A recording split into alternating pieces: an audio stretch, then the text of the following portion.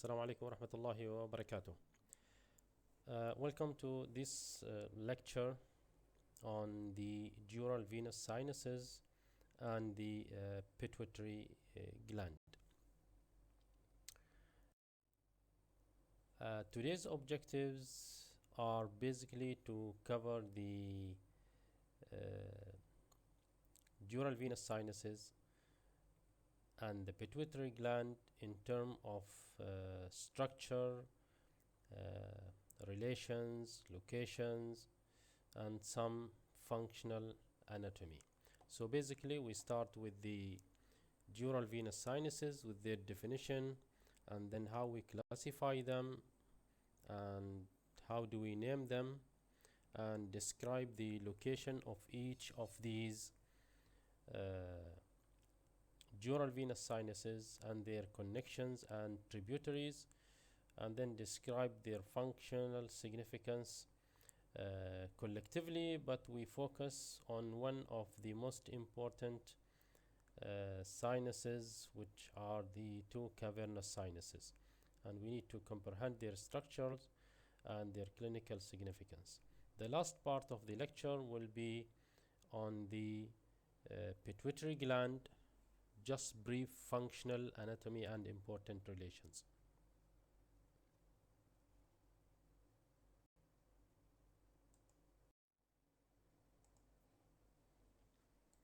So before we start with the dural venous sinuses, we'd like to reflect back to to revise few things that we studied in the introduction to anatomy course, and these are the meninges. So what are the meninges? I'm sure that you still remember it. So these are the connective tissue membranes covering the central nervous system, including the brain, and we also have them around the spinal cord. And you remember that we have three layers of meninges. So the toughest and the outermost one is the dura mater, and then we have the arachnoid mater, and then the innermost, which is on the surface of the central nervous system, that's the pia mater. And there is what we call the subarachnoid space, which is below the arachnoid and the pia mater, and this is the space that contains the cerebrospinal fluid and also contains the blood vessels. You usually find the blood vessels within the subarachnoid space. So this lecture focuses today on the dura, since we call them the dural venous sinuses. So these are mostly or related to the dura mater.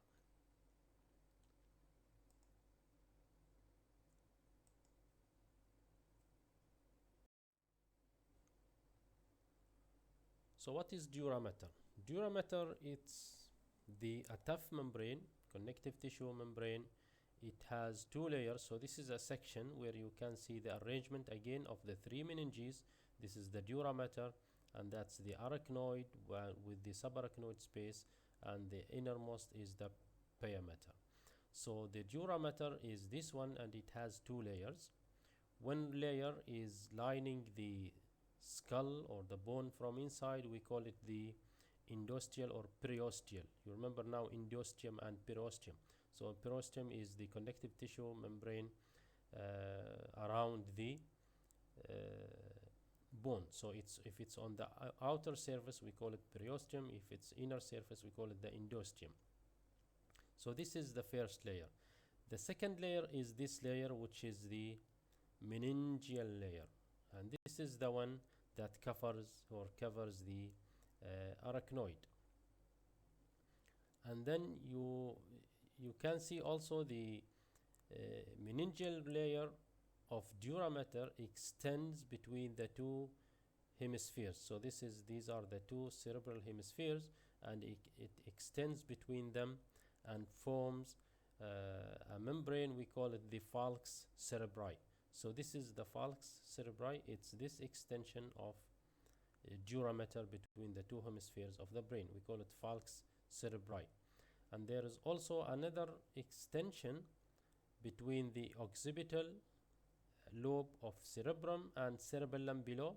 So this is it acts like a tent. We call it tentorium cerebelli. So falx cerebri and tentorium cerebelli are extensions of the meningeal layer of dura mater between different parts of the central nervous system. These are important because they keep the brain in place, and it resists torsion or twisting injuries.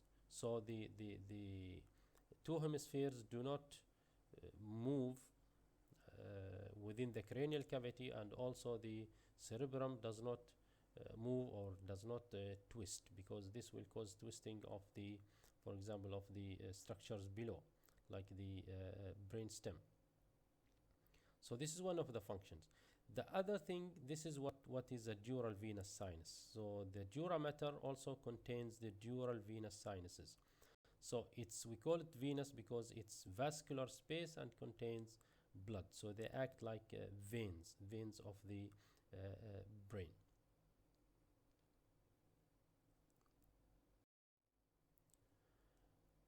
Now again, dural venous sinuses are found between the endosteal and meningeal layers of the, so this is the endosteal layer and this is the meningeal layer, and between them you find the dural venous sinuses. You can also find them within the layers of the meningeal, or between two layers of the meningeal part of the dura mater, like this one. So we have a sinus, we call it superior sagittal sinus, and this one between the endosteal and meningeal layers, while this one is completely enclosed by the meningeal layer of the dura mater. It's away from the endosteal layer.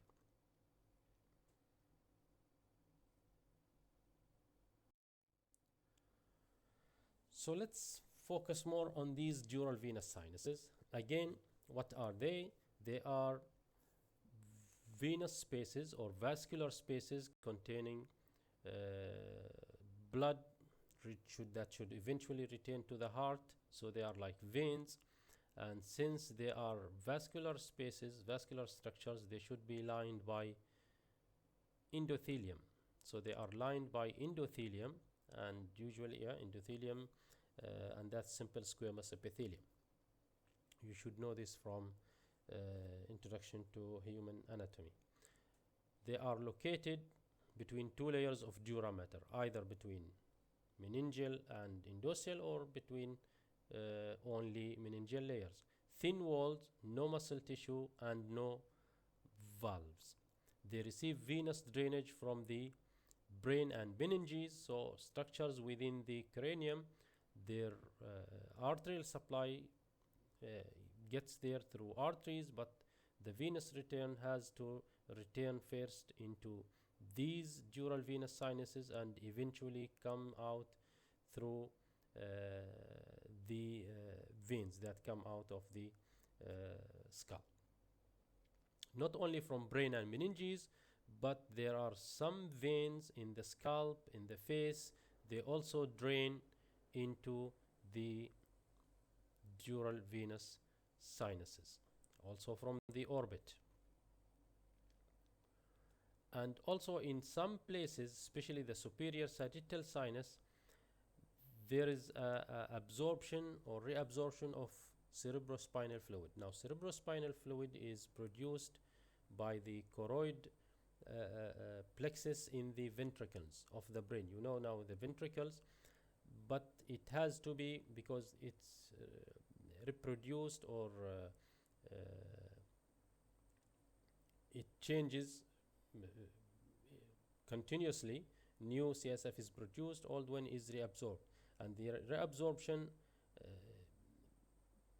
is done by the venous sinuses, especially the superior sagittal sinus. We'll see this again in one of the next slides. Again, now you see many of the sinuses. We'll classify them very shortly and know their names, but this is just to tell you about how they receive blood. So you can see there are some veins from the face, they eventually drain into the cavernous sinus, and there are some look at these are cerebral veins draining into the superior sagittal sinus. So they receive venous blood from all these structures, either within the skull or the cranial cavity, or also from outside the cranial cavity. Now let's classify them, and this is for the to make things simple.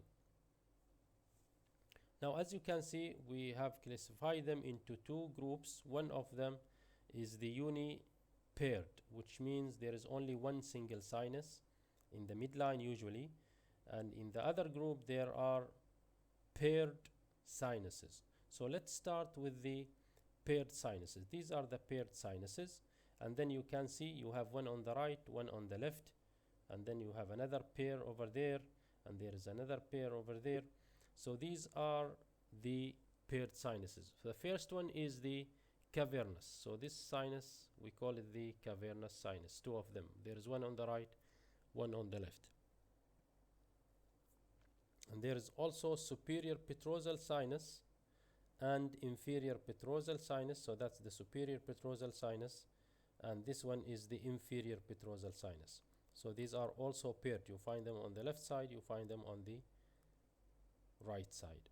There is also this sinus, we call it the transverse sinus, and there is another one, transverse sinus. So this is also a paired sinus. And there is this one, the final one, we call it the sigmoid. So there is one and there is another one, but you don't see it, it's covered over there, but that's the sigmoid. So again, sigmoid, transverse, inferior petrosal sinus, superior petrosal sinus, and cavernous sinuses, these are paired sinuses. On the other side, we have sinuses which are only single, like these ones. You find them in the midline. So this is the superior sagittal sinus. Yeah, sagittal because it's in the midline, in sagittal plane. There are two, one of them superior than the other, so that's the superior sagittal sinus, and this is the inferior sagittal sinus. And these two are actually on the borders of the falx. You remember falx? So that's the falx cerebri. On top of it, there is the superior sagittal sinus. At the bottom, there is the inferior sagittal sinus. So these are single sinuses. And there is this one, we call it the straight sinus. So that's the straight sinus. Another uni or unpaired sinus, single sinus. There is occipital, this one. Yeah, so that's the occipital sinus. And then there are intercavernous sinuses.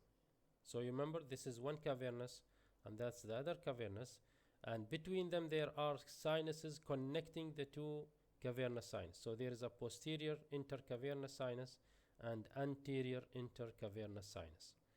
So again, to summarize, these are the paired sinuses and these are unpaired sinuses, and these are the locations of each of those sinuses. Again, so this is another image showing you the different sinuses, and you can tell what are the mostly in this one you see the paired sinuses. So that's superior petrosal, inferior petrosal, cavernous, sigmoid, transverse, yeah. And then that's where the superior that's a single, yeah, superior sagittal sinus, and the inferior sagittal sinus, they are cut. So again, yeah, so those are the sinuses. Now there are also other things that you need to know. So usually blood flows usually in posterior direction. So there is a place at the back, we call it the confluence of sinuses. Yeah, confluence or the junction of sinuses. So as you can see, all these sinuses eventually will meet over there.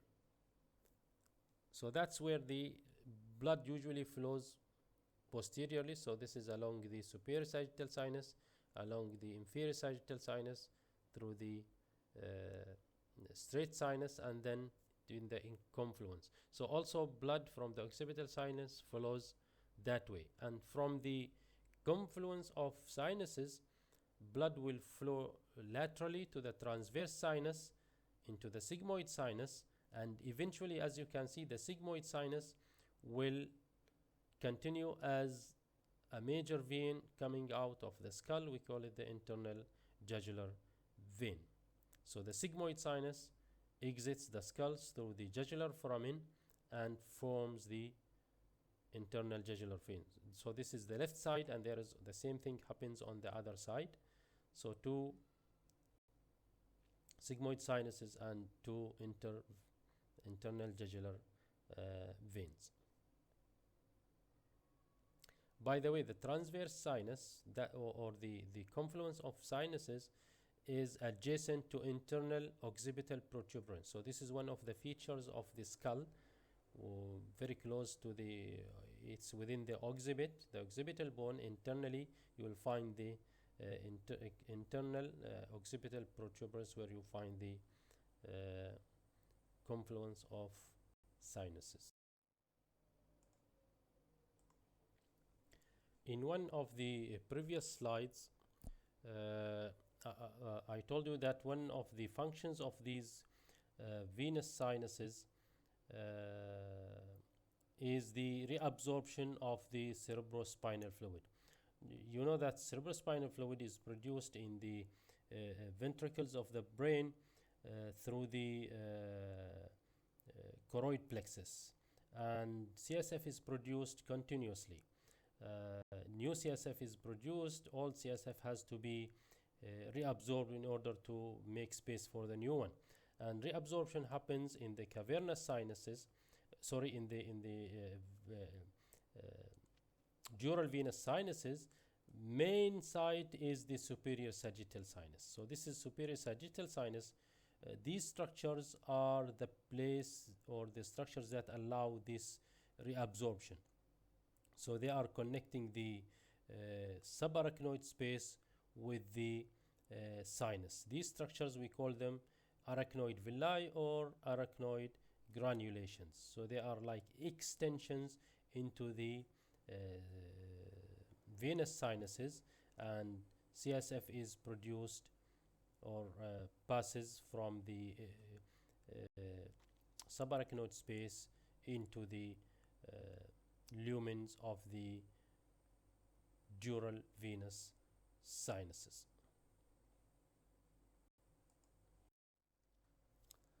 So sinuses, they have tributaries and they have connections, and this is the difference between this is a tributary, rawafid, so venous blood that drains into a sinus, like these are superior cerebral veins. They drain into superior sagittal sinus. So these are tributaries of the sinus, and these are also ophthalmic veins, the deep facial vein. They drain into the sinus, so that's a tributary. A connection is where blood flows from one sinus to the other. That's what we call a connection. So these sinuses, they have tributaries and they have connections. And again, tributaries not only come from structures within the cranial cavity, but they can also come from structures outside the cranial cavity, from the face and also at the back. So there are also imagery veins.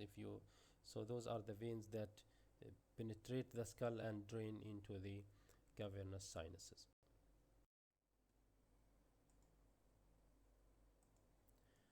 So now you have seen all the sinuses. Let's a little bit focus on the cavernous sinuses, because these are very important and they have clinical and functional implications.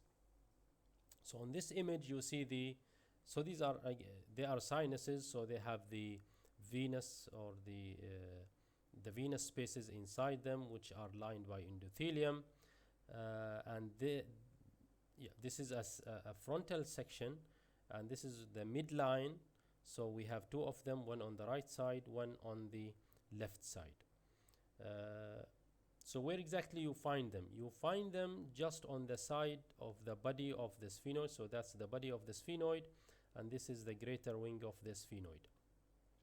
So what are the relations? So medially, this is the pituitary fossa, where you find the pituitary gland, just above the body of the sphenoid. So medially, it's the pituitary gland. Laterally, so this is part of the cerebrum. That's the temporal lobe of the cerebrum. So this is medially, this is laterally. Superiorly, this is the what we call the optic chiasma. Optic chiasma, this is part of the optic pathway or visual pathway. So as you remember, two optic nerves coming out of the two eyes. So one optic nerve and another optic nerve, they meet, the fibers meet, some of them cross to the other side in a place that we call the optic chiasma. And then from the optic chiasma, the two optic tracts move, or the fibers move through the optic tracts posteriorly. So the optic chiasma and the optic tract superiorly, pituitary gland medially, laterally it's the temporal lobe of the cerebrum, inferiorly there is the greater wing of the sphenoid bone. So that's where you find the two cavernous sinuses. One thing also to note is, and this is very unique for the cavernous sinuses, as you can see, there are some structures passing through the sinus. Two structures, they pass exactly cross within the sinus, and these two structures are the internal carotid artery and the abducent nerve. This is cranial nerve number 6. So these two structures, they cross within the sinus.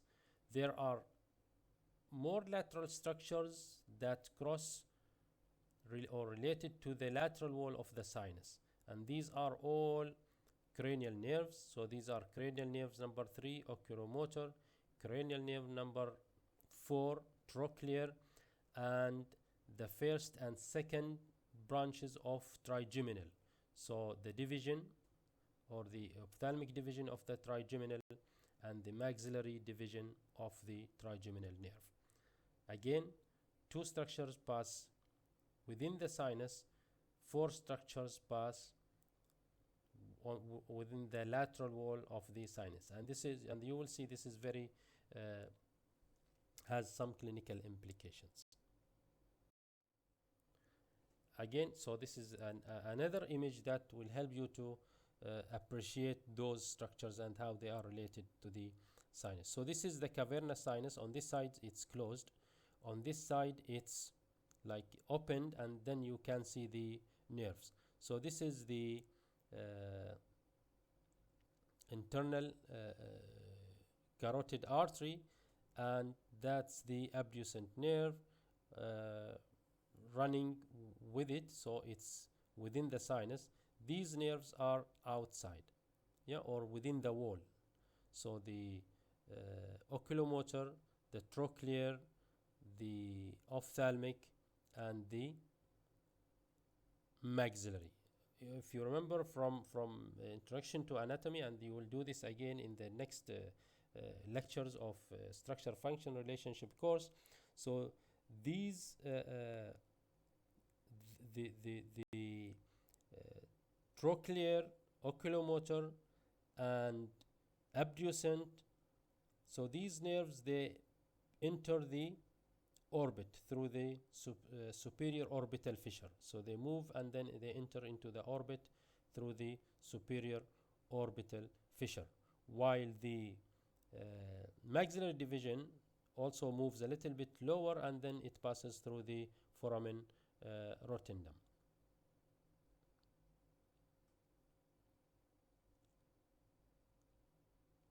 So again, you see those structures, how they are related to the cavernous sinus.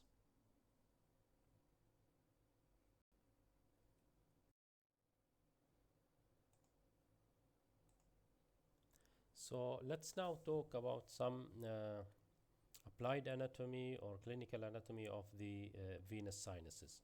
So venous sinuses, they can be involved in some clinical cases, and one of them is the spread of infection. As you have seen in the previous slides, those tributaries of the sinuses, the veins, they bring blood from the there's a connection where the blood moves from the skull and the face, and especially this area, yeah, we call it the dangerous or the danger area of the face. And this is where those veins, remember, we have the superior ophthalmic, inferior ophthalmic veins, and deep facial vein. They have connection to the cavernous sinus. So infection can spread from outside the skull into the cranial cavity and reaches those sinuses.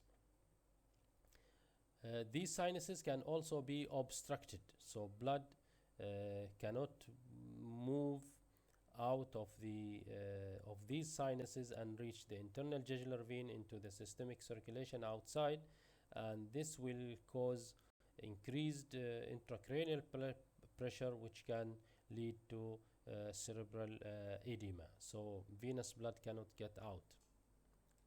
So there is also sometimes a clot formation. We call it thrombus, or a clot that can occur in the dural venous sinuses due to different reasons: tumors, infections, and trauma. And it can happen in any of those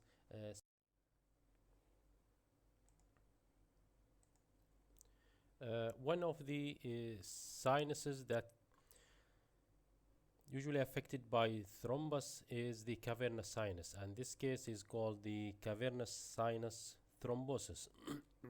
So a thrombus, as you saw in the previous slide, can result from infection, or it can also result from trauma, but an infection from the orbit or from the paranasal sinuses or superior part of the face that we call the dangerous triangle or dangerous area can spread into the cavernous sinus through those connections, the ophthalmic veins or the deep facial vein. And usually one sinus is involved, but it spreads into the other one because of the connections between the right and the left cavernous sinuses through the anterior and posterior intercavernous sinuses. So when the sinus is involved in cavernous sinus thrombosis, usually the structures related to the sinus are affected, and in this case it's the nerves which are like the abducent running through it, or the other nerves which are running within the wall of the lateral wall of the sinus. And if you remember from the introduction to anatomy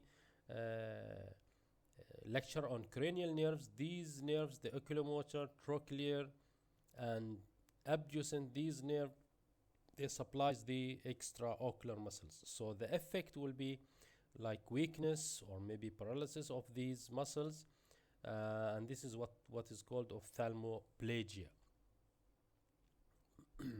The ophthalmic and the maxillary, you remember, those are sensory nerves. So the patient might feel effect of the sensation of the areas of the face supplied by the ophthalmic and maxillary divisions of the trigeminal nerve. So the effects is actually, you just need to remember the functions of these nerves, and the impact of the thrombosis or cavernous sinus thrombosis can be traced by knowing the functions of these nerves.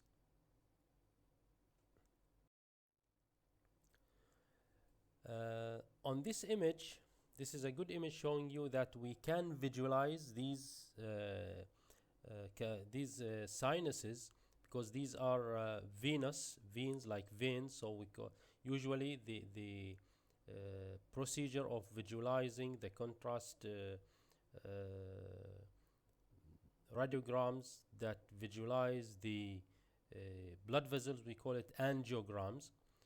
Since these are regarded as veins, we call it a venogram, cerebral venogram, like visualizing the veins of the brain. And in this image, so this is a lateral view, and this is a frontal view. So again, we can see the now I think you should know that this is a superior sagittal sinus, and then that's where the confluence of sinuses, and then the transverse sinus, and that's the sigmoid sinus, and then it exits and becomes the internal jugular vein. In the frontal view, you can still see the superior sagittal sinus, you can see the straight sinus, sigmoid sinus, and the going down to become the internal jugular vein. So yeah, you can see some of those sinuses. So this is a normal one where you clearly can see the continuity of the sinuses. This is almost the same procedure, but in this one you can see something abnormal. Like if you follow the superior sagittal sinus, you come at a place where you see a discontinuation, which means that there is like an obstruction of the superior sagittal sinus. And in this one you can also see some obstruction of the transverse sinus. So this is a procedure that will help the doctors to look for if there is any obstruction of the sinuses. So with this slide we end the part that deals with the dural venous sinuses, and in the following slides we move to the pituitary gland. Take a break before you continue. Usually I give you a break in the lecture theater, but now maybe you can stop the recording, have a break, a cup of tea, or just do some push-ups. See you in the next slides after a while.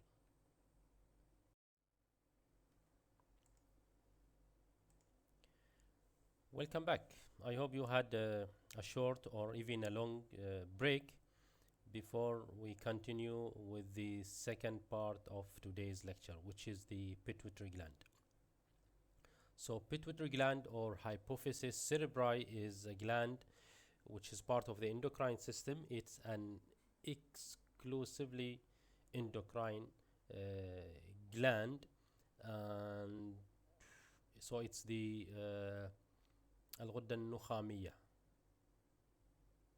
So it's a gland found in the cranial cavity. So where do you find it? You find it in the cranial cavity. So this is the cranial cavity. Where exactly? In the middle cranial fossa. So this is the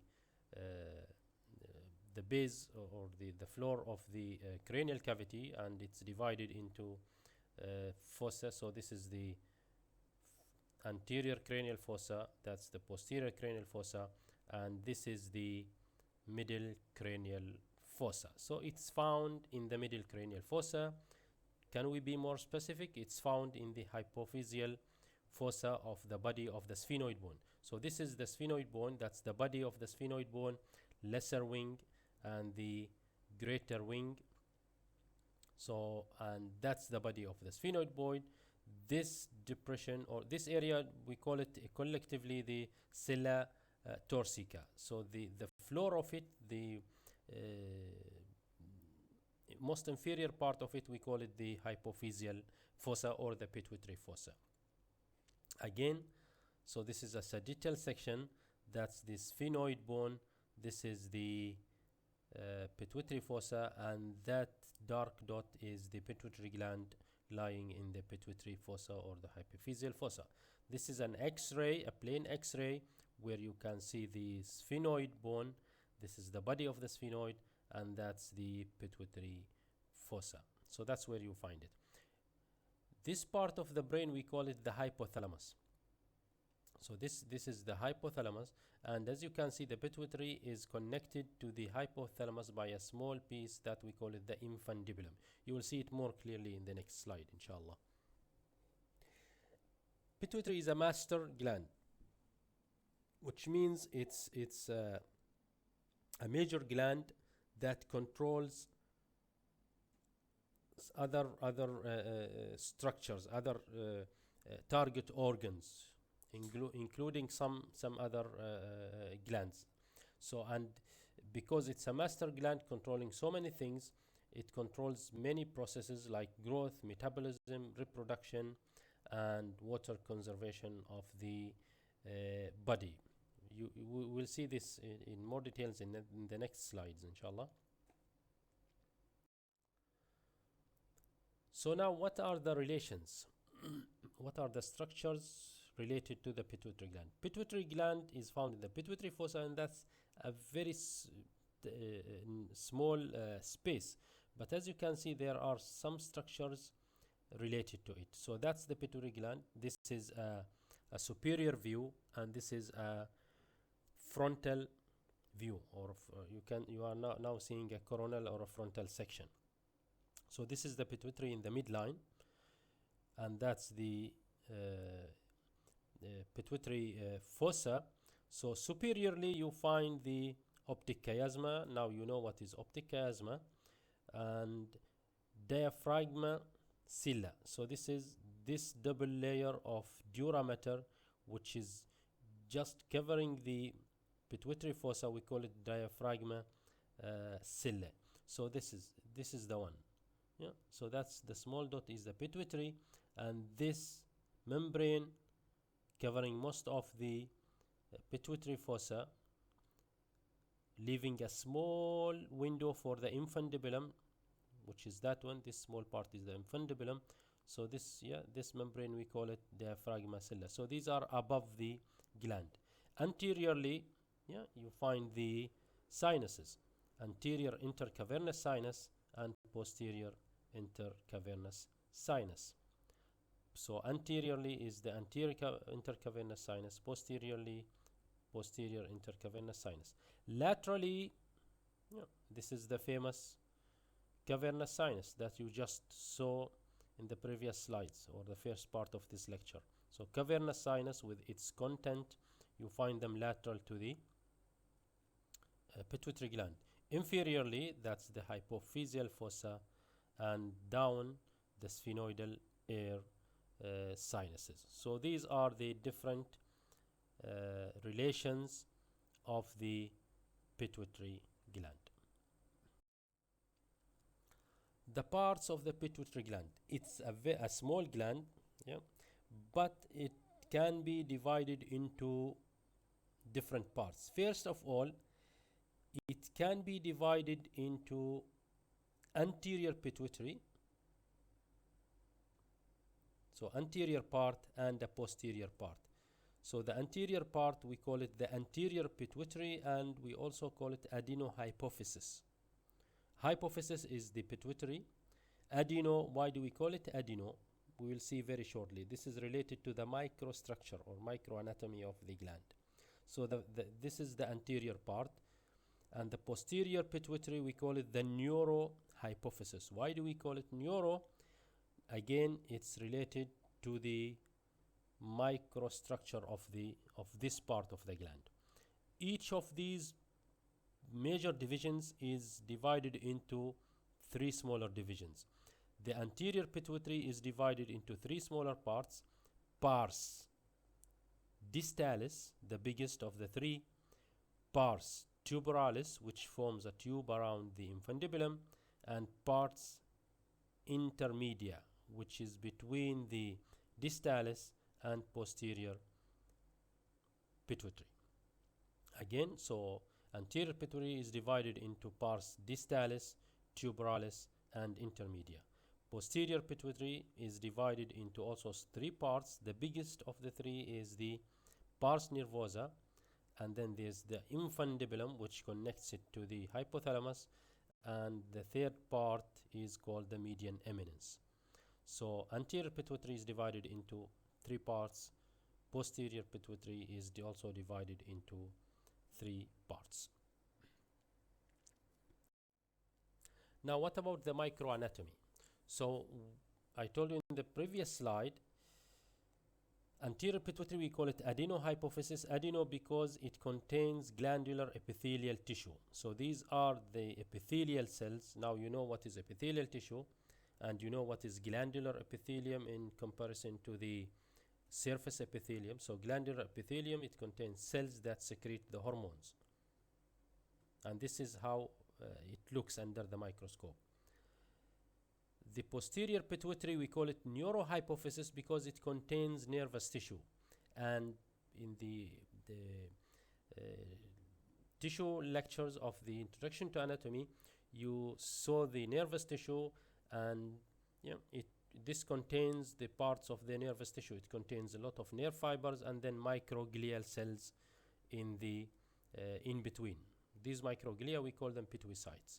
Now, this should be very brief at this stage, and we'll do this in more details in the histology classes of endocrine system module that you will do in phase 2 semester 4. So there is a lecture and a practical on the histology of endocrine glands, which include the detailed structure of the pituitary gland.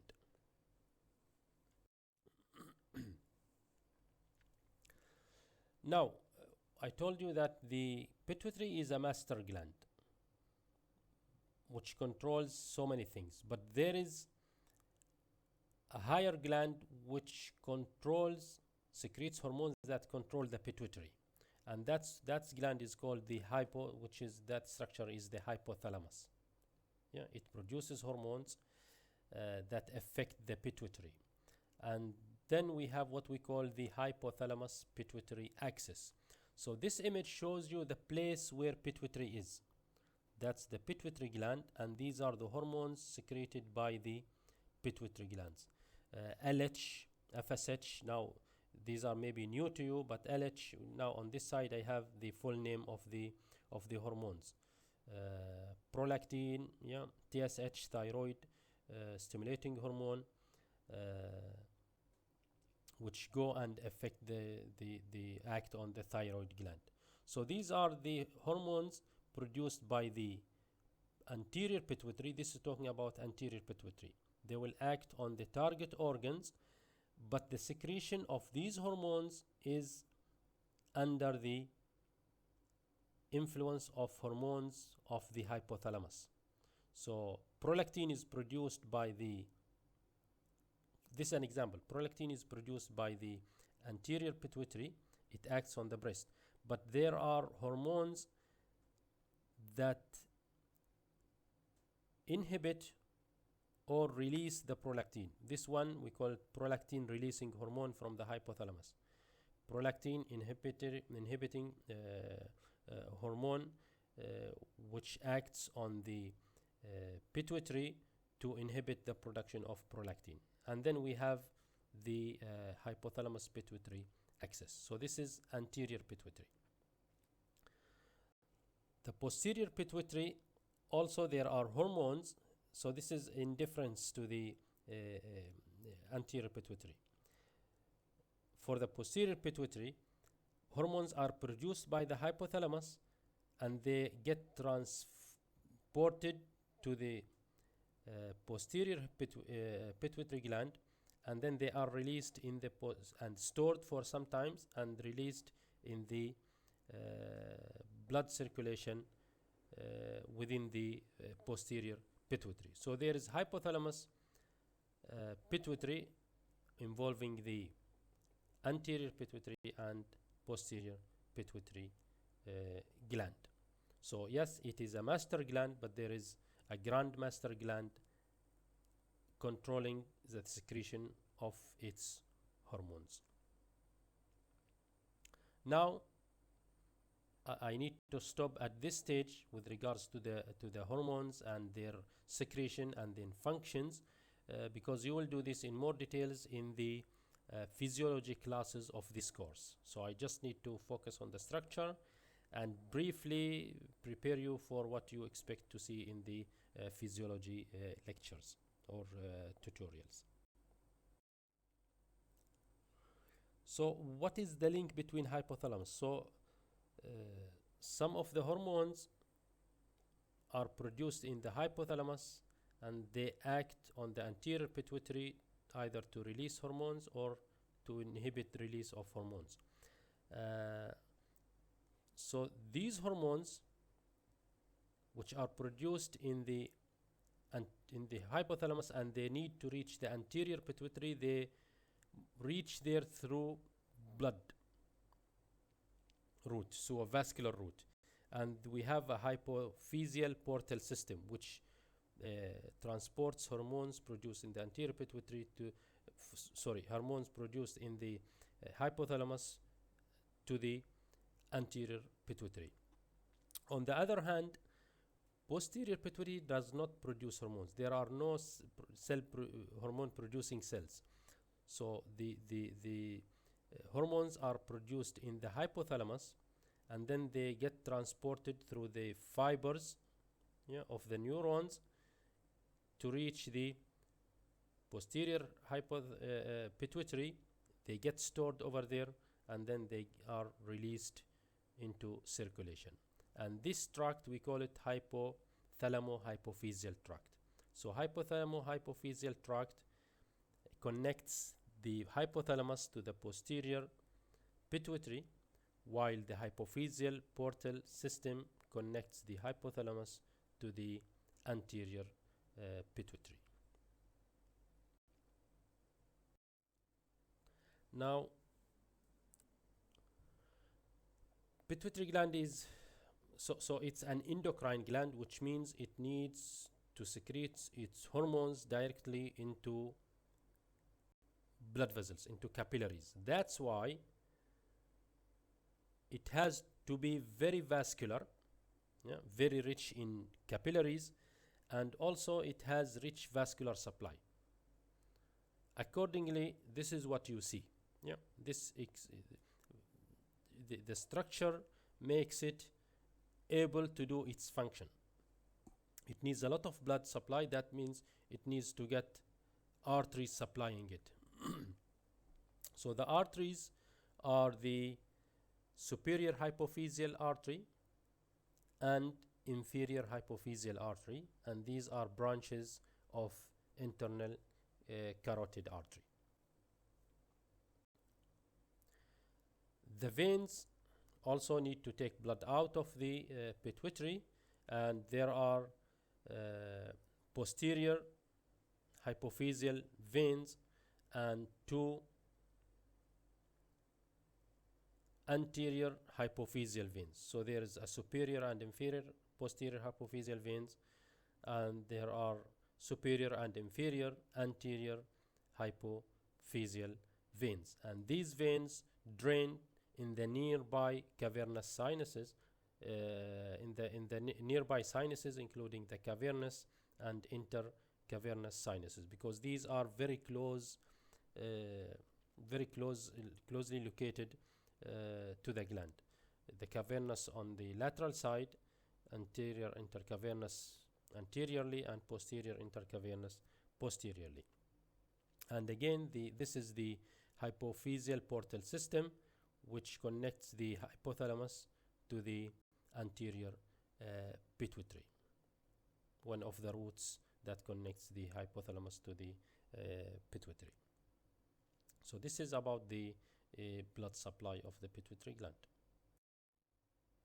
Now, pituitary gland can also get some, so this is again very brief. I don't need to go into more details, but this, I always try to put these slides just to, I'm sure now many of you are asking the question, why do I need to know this? Okay, so here comes a hint. So you need to know this, or this details of the gland, because you will see patients in the future that you need to do some investigation, some tracing to get to the problem. Okay, so let's have a look at some pituitary gland disorders. First of all, this is a radiogram where you can see, in comparison to the other ones that we saw very early, this is the pituitary, and as you can see, it's very large. So this is a tumor affecting the pituitary gland, pituitary adenoma. So it can be some very small, but this is a very huge one. So it can enlarge and then compress other structures, very structures around it. One of them is the cavernous sinus.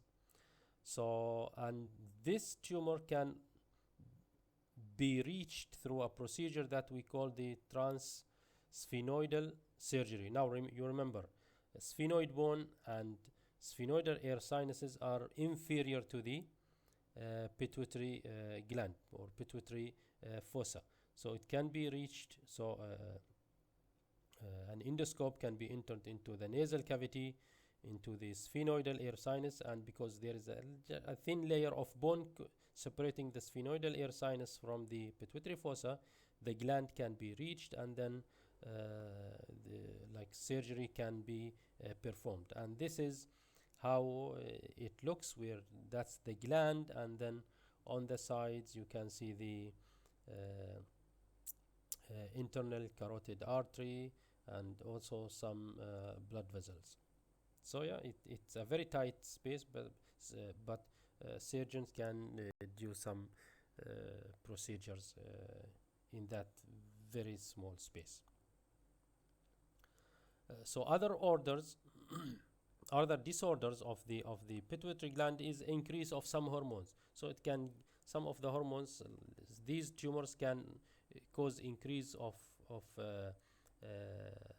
some hormones, or it can happen without actually tumor, like excess of one of the hormones produced by the anterior pituitary is the growth hormone.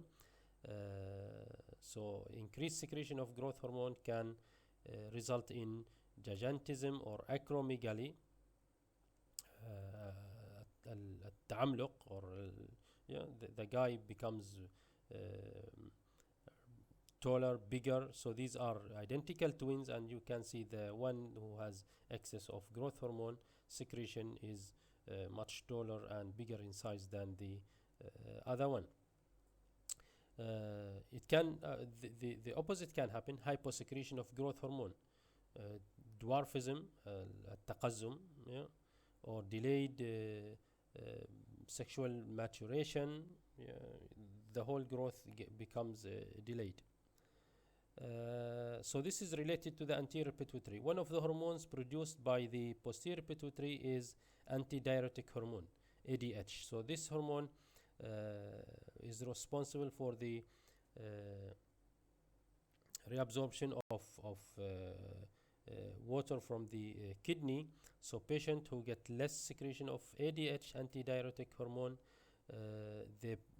they cannot reabsorb water, so they produce a large amount of diluted urine, which can lead to dehydration or extreme thirst. So these are just examples where the pituitary can go wrong in terms of structure and also in terms of function.